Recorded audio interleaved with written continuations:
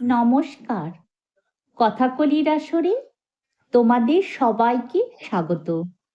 আজ আমি তোমাদের পাঠ করে শোনাব রাহুল সাংস্কৃত্যায়নের মানুষের কাহিনীর চতুর্দশ পর্ব। পাহাড়ে সাদা মাটি পাওয়া যায়, লাল আর হলুদ মাটিও পাওয়া যায়। একদিন মুন্না তার মা, বাবা, মাসি, কাকা সবাইকে গুহার মধ্যে ছবি আঁকতে দেখল। তারা যা কিছু শিকার করত, যেভাবে শিকার করত, তারই ছবি আঁকত। সেদিন তারা পুজো করবে বলে ছবি আঁকছিল। সেই সময় মানুষ সমস্ত প্রাকৃতিক শক্তিকেই ভয় পেত, তাই তাদের খুশি করার জন্যে দেবতা বা ভূত মনে করে পুজো করত। যদিও ভূত বা দেবতা বলে সত্যি কিছু নেই, তবু মানুষের বুদ্ধি বা তখন কি এমন ছিল, তখনকার মানুষের ভয় বা ভক্তি থেকেই এসেছে এইসব দেবতা আর ভূতের কল্পনা। প্রকৃতিতে লোহা তামার কোনো অভাব ছিল না, কিন্তু সেসব তুলে বেছে গলিয়ে আলাদা করার মতো বুদ্ধি মানুষের তখন ছিল না। দেখেছ তো, গ্রামের মানুষেরাও কেমনভাবে কয়লা তৈরি করে নেয়। হ্যাঁ, মুন্না কি করল? খানিকটা লাল মাটি গুলে নিয়ে কাঠের একটা ছোট তুলি তৈরি করলো। তারপর গুহার এক প্রান্তে গিয়ে ছবি আঁকতে শুরু করলো। প্রথমে একটা বাঘ আঁকলো, তারপর আঁকলো একটা বানর। বানরটা গাছে বসেছিল আর বাঘটা মাটিতে। বানরটা হাত তুলে একটা গরুর দিকে ইশারা করছে। তারপর সে কয়েকটা শুয়োর আর মানুষ আঁকলো, নিজের মতো মানুষ। পুরুষদের মাথায় মেয়েদের মতো বড় বড় চুল, মুখে গোঁফ অবশ্য খুব কম। লেপচা মানুষদের গোঁফদাড়ি তো বিশেষ হয়ই না।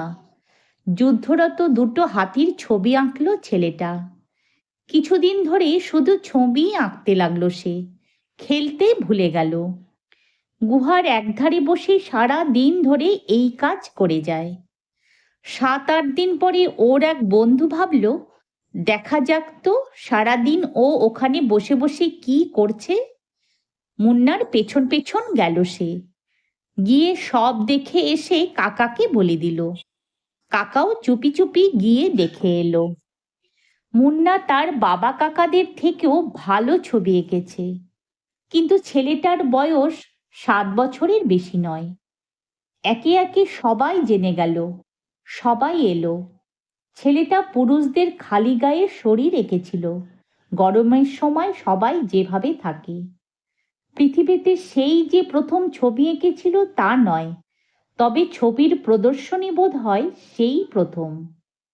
অন্য গ্রামের লোকেরাও খবরটা শুনল, তারাও দেখতে এলো। সবাই তাকে চিত্রকর মুন্না বলে ডাকতে লাগলো।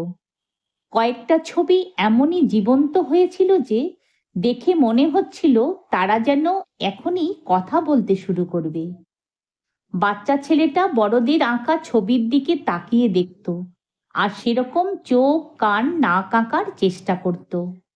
আবার নিজের বন্ধুদের চোখ, কান, নাক দেখে তুলির টানে তা ফুটিয়ে তোলার চেষ্টা করত। এই কাজ করতে খুব ভালো লাগতো তার।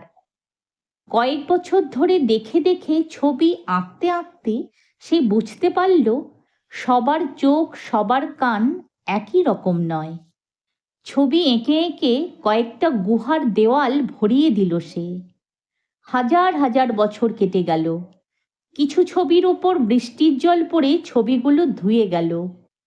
কিছু কিছু ছবি গুহার একেবারে ভেতরের দিকে ছিল, সেগুলো আবছা হয়ে গেল, কিন্তু ধুয়ে বা মিলিয়ে গেল না। আজও তাই ইউরোপ আর ভারতের গুহায় এমন অনেক ছবি দেখতে পাওয়া যায়। যদি তোমাদের এই কাহিনী ভালো লেগে থাকে তাহলে একটা লাইক ও আমার এই চ্যানেলটিকে সাবস্ক্রাইব করে দিও, যাতে তোমাদের জন্য আরও অনেক নতুন নতুন গল্প নিয়ে আসতে পারি। ধন্যবাদ।